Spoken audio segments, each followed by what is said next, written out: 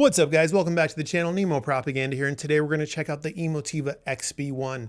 Let me get those main specs on screen so you guys can check that out. I'll tell you about the specs and standout features. I'll tell you what the speaker sounds like, amplifier pairing, room setup, all that jazz. We'll compare it to some other speakers in and around this price, of course, and then we'll wrap up the video. So, first thing I want to mention is, if you notice, the speaker closest to me looks really dark, and the one on the outside looks really bright. I did that on purpose. I set these up because what I wanted in a way that would showcase what they look like in different light conditions. The one closest to me is what it's going to look like set up in most rooms. The speaker really blends in. That front baffle hardly reflects any light off of it. So this is going to be a great speaker for anyone who's like, look, I don't want my speakers to draw my eye to them. I don't want them to have a lot of reflections.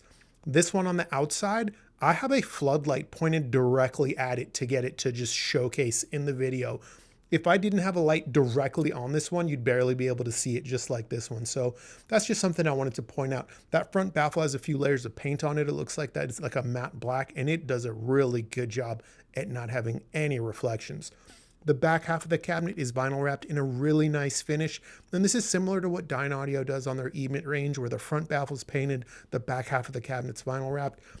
And you know, it's kind of, I'll tell you this, I think it's impressive to see that at this price, because this speaker is only $369. That Dynaudio E-Mid starts at $799. So good job, Emotiva. You're giving us a painted front baffle at $369. I appreciate that. Look, around back, you've got your binding posts. Up front, you have a 4-inch mid-bass driver down here, and Emotiva's AMT tweeter up top. I don't know if it's on a different generation or it's the same unit they've always used, but I did own and review the original B1 and then later the B1 Plus, which used what appears to be a similar version of this tweeter. And now I have the XB1. And I can tell you, I think Emotiva's been doing something over the years, because this is the best version of that tweeter so far. And we'll get into that when we talk about listening impressions. One more thing I want to touch on before we jump over to those listening impressions. The sensitivity spec on the speaker is very low at 82 dB, and that might scare some of you guys away. You might think, oh my God, the speaker needs like 100 watts or more. No, actually, I found 50 honest watts or more was plenty to get the speaker very, very loud. Something like Emotiva's own TA1 amplifier will be a great pairing. And all that I think is going on here with that sensitivity spec is, I think Emotiva is just being really honest about it. And I'm not sure a lot of companies are. It's really unfortunate, guys. I talk about this in other videos. Specs are fudged all the time. Sensitivity is a spec that is commonly fudged. Most manufacturers are scared to publish the honest sensitivity spec because they think it'll hurt their sales. So we'll see a lot of speakers that are rated higher than they actually are. To my ears, this 82 dB sensitive speaker seemed to perform more on par with the 85, 86 dB sensitive speaker from other brands. So either Emotiva's underrating it or other brands are overrating their sensitivity. I couldn't tell you. What I'm here to tell you, though, is don't let that spec scare you away. 50 watts or more is plenty to get the speaker loud. My amps didn't seem strained at all. It didn't seem like a difficult load whatsoever. Now, with that said, I still wouldn't recommend something like an 8 watt per channel tube amp, right? So what does the darn thing sound like? Well, we got a speaker that's got a top frequency, or a treble region, I should say, that is a little bit on the forward side of neutral, and it's got a lot of layering in that treble region. That's something Emotiva's AMT tweeter has always done, and it's even better in the XB1. It's going to convey a little bit of a sense of distance really nicely, a good amount of layering, a good amount of air and sparkle and space, and again, just slightly on the forward side of neutral, not a whole lot on the forward side of neutral. Moving down to the mid-range, this is where I feel like they've made a lot of improvement over the B1 Plus or the original B1. The original B1 and B1 Plus were a little bit of a V-curve speaker. You know, depending on who you talk to, some may feel it's more of a V or less of a V. But look, at the end of the day, the old B1 or B1 Plus was a V-curve speaker, whereas the XB1 seems to not be. It doesn't have that recessed mid-range. It seemed to be just a little bit more neutral. And what that means, it's going to be a little bit more expansive, a little bit more open, have a little bit more pinpoint imaging and such. Moving down to the bass region, look guys, this is a little speaker. It is not going to have a tremendous amount of bass, but it seemed fairly respectable in my room from about 70 hertz on up. It sounded very full and confident, but if you're going to use this speaker in a stereo pair, you may want to add a subwoofer. Something like the Vanguard Caldera 10 is going to be a great match, and that sub only costs $199. So that's what the darn thing sounds like. I was pretty impressed. I really enjoyed my time with it. And you guys know I'm usually reviewing speakers that are a lot more expensive. And look, I'm not going to sit here and pretend the little XB1 can go toe-to-toe with $2,000 speakers. No, that's not what I'm saying. What I am saying, for $369, it's definitely a leader in the category. Let's compare it to some other speakers in and around this price category so I could help give some context to everything I've said so far. Oh, real quick. So look, I feel like I did already cover amplifier pairing. But like, just to be clear, if you've got 50 watts RMS or more of honest power, I think that's going to be plenty for this speaker. And I'll be honest, I don't think you need a whole lot more than that. I was able to get the speaker really, really loud, guys. It didn't seem to be very picky with the placement. I was pretty much able to just set them down on the stand, sit down in my chair and listen. And I had great imaging, a good center image with a little bit of a wider sweet spot than I'm normally used to when using dome tweeters, right? And that was how it was every time. Every time I A-B'd it, I took it off the stand and I put it on the stand. However I set it down seemed to just be good enough. The speaker is not fussy in terms of placement. Now, of course, putting it closer to the wall, you're going to get more bass power and more bass reinforcement. Further out from the wall, generally you're going to get less, but a little bit better imaging and such. Your mileage may vary based on your room, but that's how most rooms react. So back to comparisons. Let's talk first about the Klipsch R50M. That's a speaker that MSRPs for $399, but it's usually on sale for like $270-ish, $289, something like that. So it is a little bit more inexpensive than the XB1. The Klipsch R50M has a similar driver complement with I believe it has a 4-inch mid-bass driver, might be a 5-inch, and then it's got a horn-loaded tweeter. It's a little bit taller overall. That Klipsch R50M is going to be much, much, much more on the forward side of neutral in the treble region, giving you a lot more treble energy. That is a speaker I think most people would describe as being just a little bit bright. It's certainly not crazy offensive, but if you don't like bright speakers, you might not want the Klipsch R50M, right? The Emotiva XB1 by direct comparison is going to sound quite a bit more neutral in that treble region, but the treble of the two speakers are fairly different. The Klipsch R50M isn't super shouty the way people describe other Klipsch speakers, but the Emotiva XB1 gives you a little bit more layering in that treble region and just a little bit more refinement in that treble region. Moving down to the mid-range, both speakers have a fairly neutral mid-range. I found the XB1, despite being a smaller speaker, to have a fuller mid-range. The XB1 sounded like it was the larger speaker with fuller bass, which was really surprising. Moving down to the bass region, I don't think what I'm going to say is going to surprise you based on how I just described the mid-range. The smaller XB1 actually had the fuller, more confident bass. Neither speaker does much below 70 hertz, but above 70 hertz, the Emotiva XB1 sounded the larger.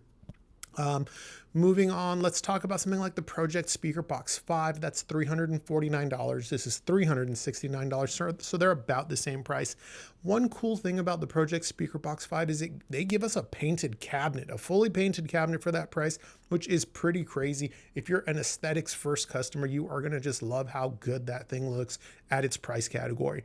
But let's talk about the sound. That's what most of you guys are here for. The Project Speaker Box 5, like the Klipsch R50M, is more so on the forward side of neutral. It is going to be a speaker that you may describe as bright or energetic in the treble region, especially compared to something like the Emotiva XB1, which will end up sounding much more neutral by direct comparison. Again, like the previous comparison, the Emotiva XB1 seems to give us a little bit more layering in that treble region. The Project Speaker Box 5 gives us a lot more air and sparkle due to its forward nature. Moving down to the mid-range, again, this is a lot like that previous comparison. The Project Speaker Box 5 has a much thinner mid-range than the Emotiva XB1, but if you can get the Project Speaker Box 5 just dialed perfectly, like room setup, its mid-range imaging and vocal presentation is ever so slightly better than the Emotiva XB1. So I guess what I'm trying to say here is the Project Speaker Box 5 is a little bit more fussy in terms of room setup. But if you can get it right, its mid-range is going to have just a little bit more precise imaging than the XB1. But the XB1 is going to have the fuller, thicker mid-range in terms of weight, breathiness, how a guitar is plucked. It's going to sound fuller on the XB1. Moving down to the bass region, both speakers are roughly the same size physically, but there's a really big difference in terms of bass power. The Project Speaker Box 5 is going to sound very, very thin in terms of bass compared to something like the Emotiva XB1. Now, the Emotiva XB1 is not a bass monster by any means, but compared to something like the Project Speaker Box 5, the Emotiva XB1 does have a lot more bass, a lot fuller and more confident sound overall. Let's do one more comparison to something quite a bit physically larger, but still similar in price, the Triangle Berea Bro 3. That's a speaker that used to be really get some crazy sales and discounts on it, but in the past few years, it seems like most of the time they're selling for about $399. The Emotiva XB1, again, is $369. How do they compare? So, with the Triangle Berea Bro 3, you are getting a much larger speaker that is a full-size bookshelf speaker. So if size matters to you, and it does for some people, there's a lot of people that believe with size comes a larger sense of scale, more effortlessness, and things like that. And there is definitely some truth to that. If you go back and watch my Zoo DWX review, you'll see I talked about that. But let's get this comparison out of the way. So the Triangle Berea Bro 3 is going to be on the forward side of neutral more so than the Emotiva XB1, a little bit more treble energy and such, especially if you dig into that volume knob. At lower volumes, the Triangle Berea Bro 3 doesn't seem like it's super bright, but if you dig into the volume knob and you want some output, you want it to be loud, it is a speaker that you're going to start to describe as bright in the treble region. Both speakers have a good amount of refinement for their respective price category. I didn't notice a huge difference one way or the other. The Emotiva XB1 again gave us a little bit more layering within that treble region, where the Triangle Berea Bro 3 simply staged larger. It is physically a much larger speaker, that's no surprise. And being so much larger and so much higher in sensitivity, I believe that's a 90 dB efficient speaker, the Triangle Berea Bro 3 is simply going to sound more effortless. That's kind of how sensitivity works, especially at lower volumes. Moving down in the mid-range, both speakers are really great. This is another situation where the much larger physical size of the Triangle Berea Bro 3 is going to give it a little bit of an advantage.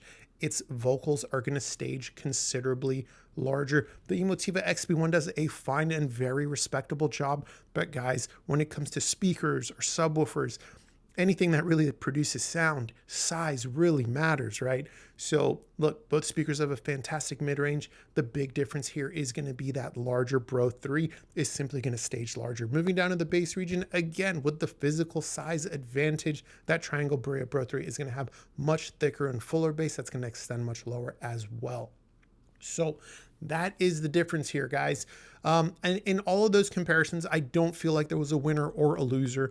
The Klipsch R50M, the Project Speaker Box 5, the Triangle Berea Bro 3 are all fantastic speakers. It's just going to come down to a matter of taste. All three of those comparisons happen to be similar in that all three of those speakers were much brighter and more energetic in the treble region than the XB1. I didn't do that on purpose. That's just how the cookie crumbled. One note on the Triangle Berea Bro 3. That is a great speaker, and it might sound like there was a lot of advantages over the XB1 simply as a result of size, and that is true. However, there's one important thing to mention with that comparison. If you like to listen loud, you may prefer the XB1. The XB1 is going to hold its composure and sound a lot cleaner into much louder volumes. The Triangle Berea Bro 3 is a great speaker, but it's more for that low volume listener and doesn't seem like it enjoys playing too loud. It can start to sound a little forced or strained if you try to push it to about 80 dB or louder in my experience. So that's that comparison out of the way.